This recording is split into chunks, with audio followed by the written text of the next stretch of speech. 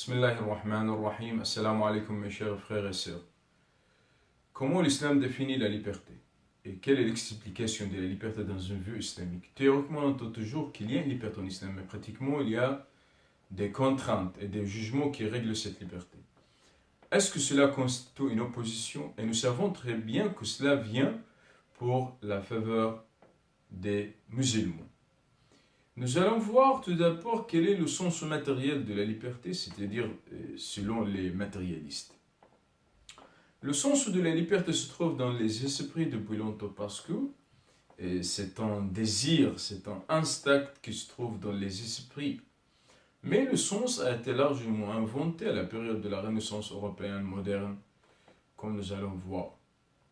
L'homme en tant qu'être social, il a une volonté et il a des actions. La nature, selon l'explication matérielle, c'est la nature qui a donné cette volonté et ces actions, c'est elle-même qui règle et qui module cette volonté et ces actions.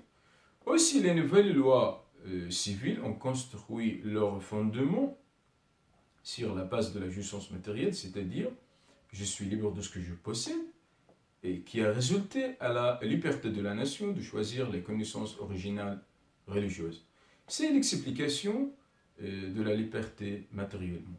En islam, c'est tout à fait contraire, parce que l'islam a construit le fondement de la liberté sur l'unicité d'Allah subhanahu wa ta'ala, sur cette doctrine, et puis sur les bonnes mœurs. Et donc, tu ne trouves rien dans l'islam sans qu'elle soit modulée et réglée par un jugement.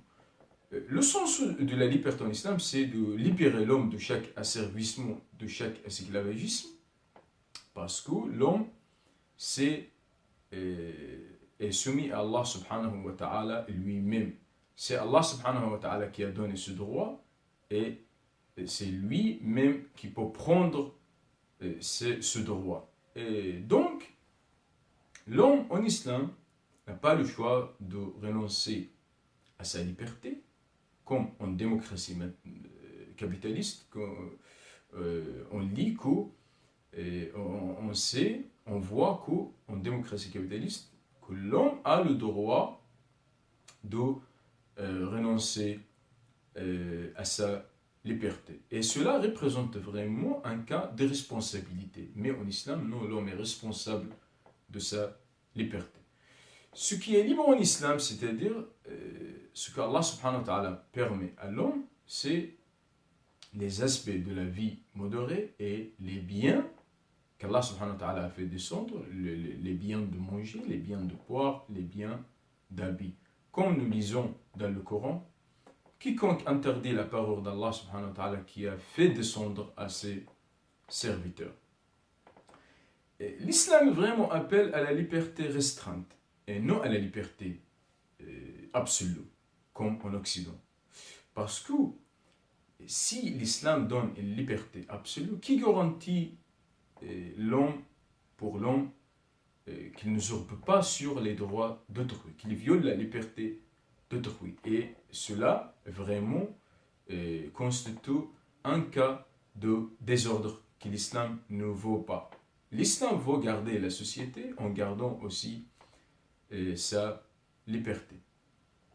Une chose importante, quand nous lisons dans le Coran nulle contrainte en religion, l'homme n'a pas le choix de sortir de l'unicité d'Allah subhanahu wa ta'ala, de ne pas croire de cette doctrine fondamentale. Nous savons très bien que les religions comme le christianisme, l'islam, le judaïsme sont unanimes de dire que les doctrines fondamentales, c'est l'unicité d'Allah subhanahu wa ta'ala, c'est la justice d'Allah subhanahu wa ta'ala, et aussi revenir auprès de lui dans le jour du jugement. Ce sont trois doctrines fondamentales que l'homme n'a pas le choix de ne pas y croire. Et donc, ceux qui acceptent la permission, si nous voulons expliquer un peu le sens, c'est ceux qui s'attachent à appeler les gens à cette doctrine, c'est-à-dire à l'unicité d'Allah subhanahu wa ta'ala. En démocratie capitaliste, le doute c'est le fondement de la liberté individuelle. Parce que l'Europe a vécu dans le cadre du doute longtemps. Chaque vérité, chaque évidence est rejetée parce qu'il y a une vérité qui vient abroger cette vérité. Et donc l'homme a voulu sortir de ce cadre dans lequel il a vécu longtemps, qu'il l'a accablé longtemps.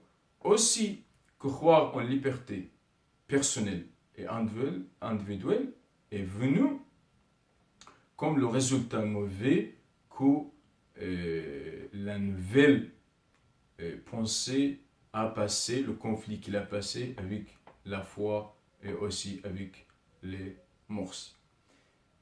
C'est une petite explication pour laquelle j'ai voulu expliquer la liberté en islam. Je termine par citer un mot que l'imam Hussein alayhi salam a dit au jour d'Ashura, quand il a appelé l'armée omeyyade de revenir à ce droit qu'Allah subhanahu wa ta'ala leur a confié.